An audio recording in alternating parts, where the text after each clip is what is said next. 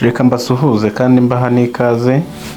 Hano turi Bumbogo, tugiye kuguha ikibanza kidahenze gihagaze $2.5 million. Tukwibutsa ko kiri ahantu heza, ahantu hafite view nziza nk'uko tugiye kubikwereka. Wowe gumana natwe kugeza video irangiye, turanakwereka uko ikibanza giteye ku cyangombwa. Nugumana natwe turakikwereka, turi dusoza tunakwereka quartier giherereyemo, aho umuhanda ugera ni imbere gatoya. Gumana natwe.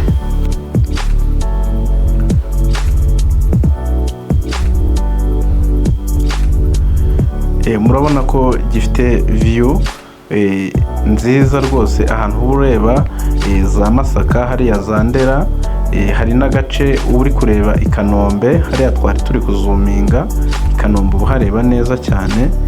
Nkubwire ko ari ikibanza rwose kitakabaye kigucika, kuko gifite icyangombwa cyihariye kijya metasiyo.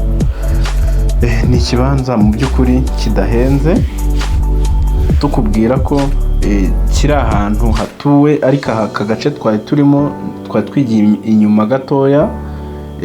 Ntabwo hari kugaragara amazu meza, ariko imbere nukomezanya natwe uraza kubona amazu meza ari imbere rwose. Hari n'umuhanda, n'ahantu heza cyane. Reka tugumane rero tukwereke. Ni imari, iyi ni imari rwose itaza kugucika. Murakoze.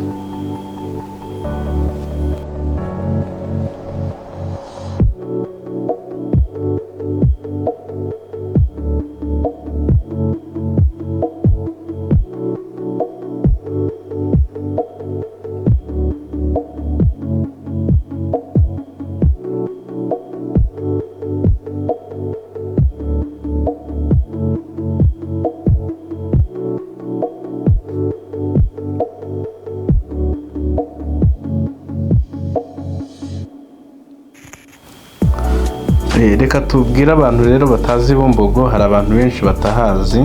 Ahangaha kuhagera uvuye mu izindiro ushobora gukoresha amafaranga 1000 gusa, cyangwa 500 nuko muri ibi bihe essence yahenze, ariko twahaziraga 500. Ni ahantu heza hatari kure y'umujyi wa Kigali. Tubibutsa ko ni mu karere ka Gasabo. Ni akarere ka Gasabo, bishatse kuvuga ko ari umujyi wa Kigali. Ku bantu batahazi, ntago ari kure ya Kimironko rwose, ntago ari kure ya Kimironko. Abantu benshi baba bazi Kimironko. Uvuye nka Kimironko uhagera kuri moto baguca wenda nka 2 cyangwa 5.